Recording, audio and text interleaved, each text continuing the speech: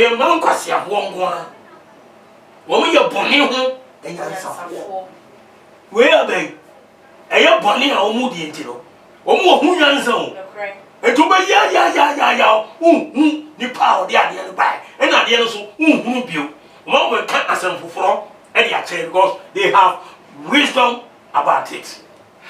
They are very wise about doing the wrong things.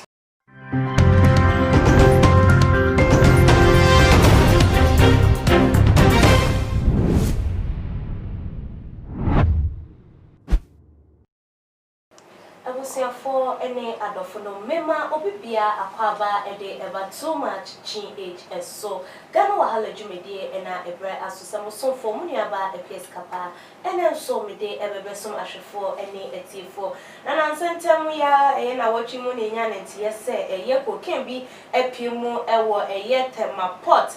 I just said cocaine no a year campaign and the edit tag or imported a year rice. And a sugar every buy mu in large quantities no ne car mu na say me container mu and as a cocaine we e cocoa pie ya na chese consignment na global cargo and commodities limited woman so ensa e sha sintin sam no ebebeto edwa na say ye ne nti ebeto edwa say ye cocaine bi apie e water pot na pem e ma empanifom aposifo nso so ye hwehwemu kokofa chief executive officer or that global cargo and commodities limited Mr. Jacob Gapti womo action at a womo edeno atna womo investigation center one month so mo ye hwehwemu ede afa ho ekwanya ye cocaine yi etimi ebebe pie mu ewo oman Ghana emu na abusiafo we enye de di kan ye behu na we chese de abebre aba na so nia etosu mienu ni Ghana ya so ate a chese de di kan de Ghana for dwen ye chese ye te ye na chese ye si adanu konkonte a enu ti chese Ghana for say there bio na se betimi di kan adanu konkonte dia enye na we de e wo se hwehwemu enkoso a emfa mu na abusiafo ensem we de emu edro ankasa emu chemu anankasa ewo ho mitwa ho meba me de beba abesom too much GH me did akose Japan e prepare mbese me TV me hwe too much GH omo de mufu hey omo sports and as entertainment hey omo de mufu mo koso show mo no ni ba gide bia me da ma say love you me dey the Isaac Odwampo obetun afem the great ampo mbrembrem wonu me nka mo ni hwe too much GH mo ye too much na me so me ye amo fire too much GH we boy what shout out to your fans and everybody who is watching too much GH. So Emamo Aquaba ebim I cocaine once a mabe piemu ewo man Ghana mu na me sai ede eba be so mo se de mu enimu no na eye cocaine yi chese Ghana for mu ye hwehwemu hu ye na chese ye de kokot aya say ye street so say ye tonwa sika pupu draw ye benya $10 million na chese sika no ebi ewo mu ye pa na abusiafo nhwehwemu a ekoso ni enti no ama me so matunsa ede afra apostle Ajeman prempe so ono so emra no memekire na adwen emfa ensem no enwo odo say ye nidi aposifo ensem no echi na so ono so ememeka de wonim efa ensem yi hu ebi embre enti kan hu enen komotwetwe no enkoso apostle memo akwaba ya me dia bibia bokodi radio adom bia ye boko boni bia ni fi na wo so yin ya si nyame adom so me hu ye da radio ase Apostle, and some of our apno so no cocaine, epimu ewo tema pot, amache say, and she should more on my year, chese, chilema, and say, ton, and say, a post street swap $10 million. Now, when you did the kind, you do, a bit of buy a sha. This is the second time I cocaine pimu ewo Ghana high at here, I hear my idea, you say be back now so far. Kwati kwan so anase kuntuna sibi kokopie wo mo ensemba we ni de aba be piemu ebiemu atese Ghana fo obia ati ebiedie di kan de yesi edani konkonte na we asai abai apostle o hwe se de nyoma kwa de na betima ka fa nsem bi ka yo akwa edi kan ya menhia nhia my phone na atwere mu din won kwan amen na ama aduma no ntimi nkoso mi ahwefo so na menhia obia chichia obia Ye me mani asafu na no bia. Kuya skapa. On se ewiase a se bebi e yakokuduru no. Sikani brenko a. Okay. We sia nipa be fa so obi nya sika. We nya ho yade. Ene hia no. Ti nyam soro pa de. Ebi ni oman mu. Ne Ghana hanko. African country, European, and not globally. Okay. So what you say? Enti cocaine, a drubia, a unuma, a senipa, a manipabia, a basa, not being at the said be our board down, not why you busy basa, a senipa, as a normal and then a bomb swapping. Swan, and said okay, you know. Former president of one pencil. Could be pitiful, and sa. Ye, the business, whom let them cry, say, I done Gungunte. Okay, I done Gungunte. Only one to say, there's a man for a tongue at this Canada, I see a bottom.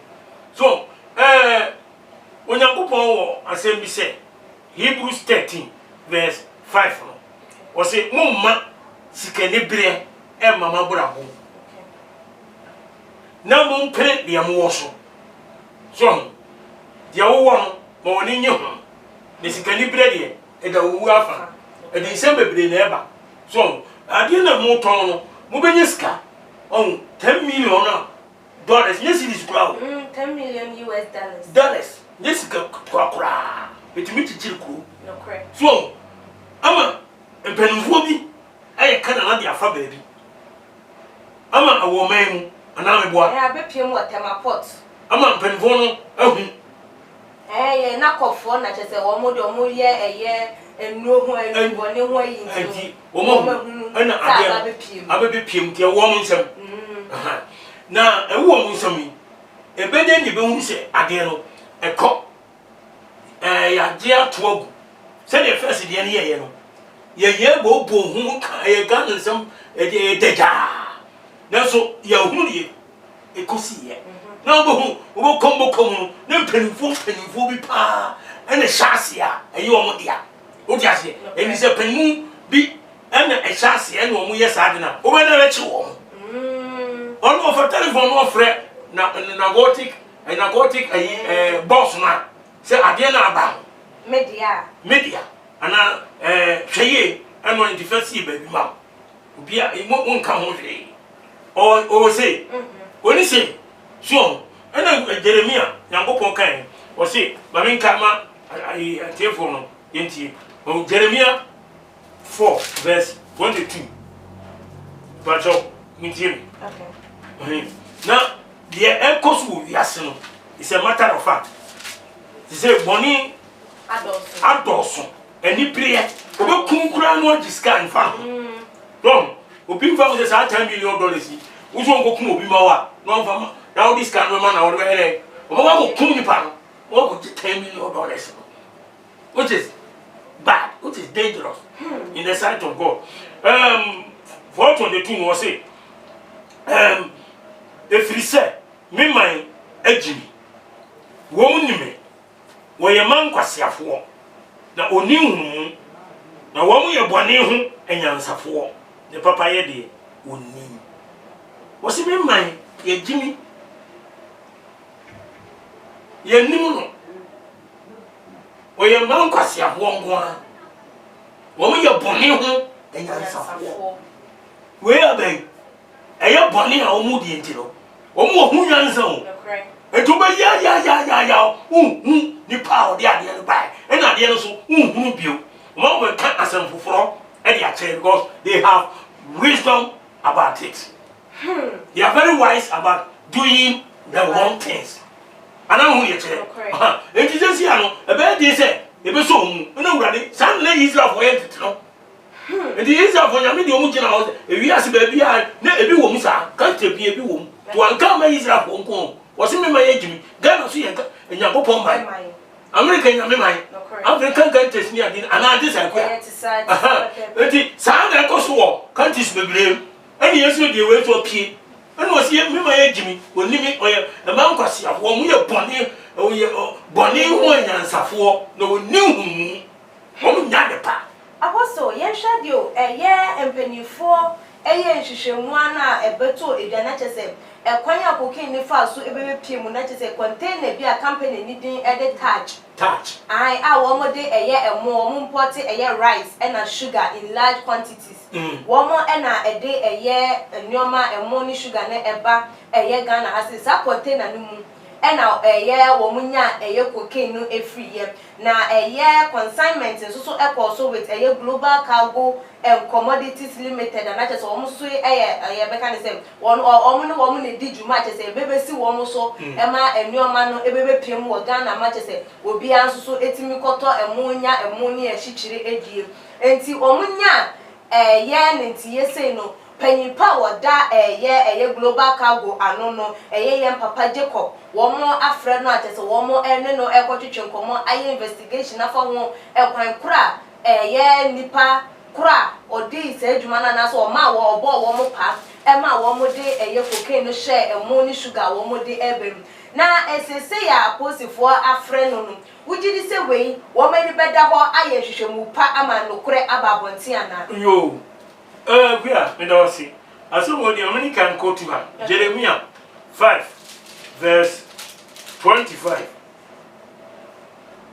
o say na momu yo na ma we ni mo dane na mo boni na ma de pa bom if is o hu abone fo wo me mem o te tese de no mayifo ebutubutu na wo sunsun fidie eyi ni pa so enti wa ya kese no wonya wo ho wadore wo ho srade srasra nso wodi nsamone ntraso o mu atentene ne awurade no wasi atentene ne no se de wo bisam se o metuma dumu no kore no eno ne asam no ndi no kore yere o na ada no konkonte sigaba me se eno ne asam no se be ya no kore no be da die oh se enka o se pani no o si afese joko ono ene wase ode no kure won bia etudwa okay so ene ono so mpanifo bi wole chiro so memu mpanifo no wasa ko si president o ye last one so edidi so eti ono so de mpanifo na wache no oni de ono so be ka kire no eti mpanifo bi a omo wa kire no omo na betuma ka say oh so ade boni say aba o man mu dia ene expose no okay na yamfa nkoko no enkoko na etuboni no muntunu na ankoye boni amo man no because ni pa no ma na dwini bese betu yam na dwina se ni ade so na so sikapudu ya wo kan wo nti sikapudu ya wo mu nti o anokura ne kan be ade ko kan nokura ndi ake nhira no so enti na say sikani mu mas Hebrews 13:5 awurade say mo masikani bre emma mo abrabom na mo pene de mo wo so na awurade na ka say me ma bibia ha mo na me ankasa me hwa ye bibia ti te onipa bia de wo wo no pene so wakatua no ye de ma nsom enu na ye na masikani bre emma abrabom sikani bre no ba won kan kore okay won kan kore ekuya me say won kan kore okay Adamu nya mechero. Yes. Eti sa pani no me sese nya memo ano na won kan kure. So won be yie ntu yie. Na se o de yie to ya na de asomdwe ba. Ghana e hu bi pen. De di ka no former president Kufuor no. Ya de ni sa de sa tutu abasane esre ne ya de nyina ankosi aga later de on de be ka tese sa de ko e konkonte. The woman da mama can say cocaine. Wouldn't let us say the only by the air, young can crew womb. Jo, Apostle, now say young can crew not than it die a bit sika echi, edia, near him say, yes, he kaya dear change so any idea say a dear bibia boa a year in Chimano, and then a dear tree at the yes, I then because say I won't go would dear. Abras and kawo jina kawo de eboa eye mabunu wo de eye bibia boa wo man podia ke ni se eye na wo ji sika wo mfa mboa eye wo ankasa wo man nemu mpo wo interest e na wo de epe no se obi aba e na wo no so order cocaine e de eba for no any interest a e de se ka wo man enya de se ye beka biu Yo, we are on there. What's the number of Bisanaye? So, Robin Peter to pay Paul, so dear. Yankupon dear, or a God of justice. Okay. Or say, Democrat. A cosu womb, Mamma Kabuti. A good discati. And Chiachia, sir. Oh, maybe a somewhere. The ma or don't see at him for a war or man. When the man edge at them, dear no boo and tenchia. Share. Maminko. You said, a breno attacker, a Micah. Okay. A Micah 3, 6, 4. 3, 7. Yes, you go good. The same kind movie at you.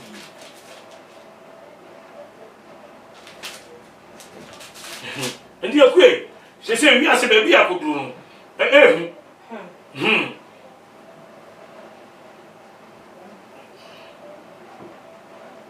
Was a moontie way?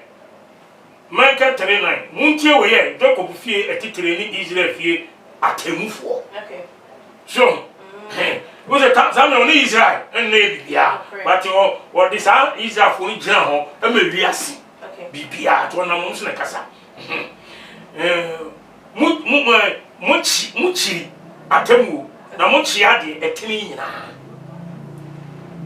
na mu chichiri Zion moja hwie gum ani Jerusalem okontochidie mu emu atitire eji adamudie bu atan na emu asofo eji akatua echerechere na emu adifo eji sika ehyenkom na otwe awurade kase enye awurade na woye ntemi boni biara ma yeso wo mu nyina so kwa so be wo di boni nyina so misimi ye Kristo Okay.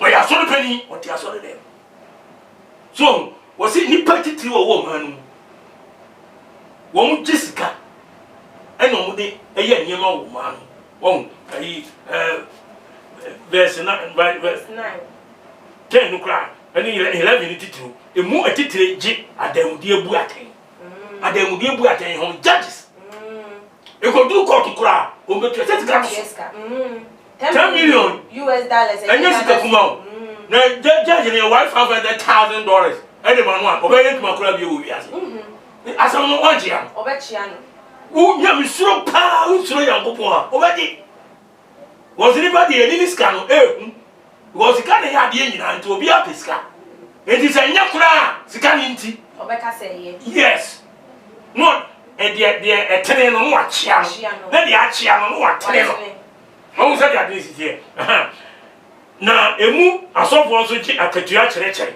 so te asemore awo manu na emu adifo so chi sika ehye nkom wo mu nyina so kase ye twere wurade ye kristofo ye nyamsomfo ye kwasore ebi so se ye kremfo ye so ye komasalachi enu ni ade ye mpanifo na so san subambo ni wonyina na kristofo ni kristo ayi enkremfo no ye ne ye so on nyame kire so enti no ade bia efiri tete ena akoso akwa ya enti etontu nya because ni pani brisika unso nyakopon bra asem du no de odi twa ato last year oni just say emma woni mmere obi yere obi ejapade obi na ntwie ni gwa ni bibia just say emma woni mmere ade thou shall not covet simple and ni bia na ekum ewiase ama ewiase akọ ebisi basa so eto omunyi omun kan kurenti no ana sikanibire ana ese o men ayi se aye beto abai wo me be fa ho a risika pa wo kukuru sika se obi kutu be se 2000 o se te na nkofo mo va ento bibi ni na mo ntuma mi 2000 ko di ni se se ya o ba to ama because of 2000 na di ese so otoma no no otoma na di o san ko no e wona kuma mu se o ba to ama no no yi na sinche na sika ababedi nkuni na sika abedi hene wo Ghana apostle Ghana fo bi no mususu se ye Ghana hanu mpanifo no de no kura de enya de se wo mo eka bi enti ehu be hia se so wo ma hunu se campaign di din e de tag yi de wɔn betimi atrake ɛyɛ container na hunu baby kura ɛyɛ de efiri ba yɛ no nkɔdba na empanimfo a ɛwɔ saa bia yɛ kuro ne so na wɔn de ɛmo ɛne asikyire ɛba no wɔn no wɔn atwetwe nkɔmɔ na nie wɔn akyire nipa ko a wɔhyɛ wɔn sɛ wɔn fa cocaine nhyɛm because wɔn nim sɛ aborɔfo deɛ yɛ de anokora deɛ wɔn ɛbɛka wohwɛ utie Ghanafoɔ ɛnsɛm bi wɔn de to de yɛ a ɛyɛ sɛ wɔn tu saa anamɔ no anaasɛ ɛnam sɛ nipa na kwakɔ yɛ panyin no nso so ɛyɛ de aborɔfo no nya deɛ nso so wɔn bɛyi ne to yo sika pa nyame nhyira asɛmpa na obisa mo sɛ asɛm wɔ sɛ nokora bɛm na bɛyɛ ne nokora na bɛm ɛne ne asɛm no who say yes Christ Jesus Christ Matthew 27:15 down emra ye odeduani bi prisoner bi a friend Barnabas ye dey tu mu a na ye examiner so Israelfo afashe ye Passover no bidura ye jawo odeduani ba ko amnesty president no e ba ko de o man no pe ye go fa amroba owudini ani Yesu be gina ye yiwudini no Omo ni within him. Omo yiye. Eno busa say na why Christo no e dey na menya no e bone be no waye. Wo se dey say bona sendiem. Na dey odi no kura ni abona sendiem. Na dey odi kromo ho dma no ye na ya dey. Ye jan. Ana ma ye bre no. Nti ni ma pe. Say ye amofo so kura mpo omo nti. Me ba kra. Kenga me ba. Why? Ever assembly form Ubi TV. On Isaiah 59, 13 to 15. You community will be answered. Was a yatum Yanko Pomara, a can go to Mpo. They are paying Yanko Ponchi. Ye Casa and Chasson, any and from so at Yatin Casa. You should sue at Torresem Wakumum near Yinuti. Wa dani atemu eni ya dani atemu eni na tene ne yanko gina chiri na nokore ahwe ase wo dwom na de tene ntumi mam Isaiah chapter 59 13 to 15 so wasi ya dani atemu eni ye yesusu atorosem e wa komum ne yina ni edisire emorofo no onso karabule ni brag no ni ade ni nyina ebi wo eti abroko no $10 million no ayi ne awoni she wo mi no so meme enyo na ye bi nyo nyina na ye business no wo nyina na ye business no boni wo Ghana bi wa brochire so tasie ebi wo ho ne ye de ye ya too much so eti omo so no so omo de ba ye panifo no busa wo omo omo so wa samo mene omo ka sase ma pani sa de Ghana ye ka ye se panifo se asama ye kama buru ni bo ni tirin kodi bebre wo wo dia se to menya asama kan dia omo hwehwa sika no ye $10 million no wo benya kwa chedi ene yawo eti omo ye e free A to Z omo nyina no bia no be kam no kore I'm telling you nipa omo beto eye cocaine na no mo aseye de eno de omo ndwe hu sika no mum no ne ye we kum nipa be dukura ne $10 million na abedi omo nsema omo kum nipa bi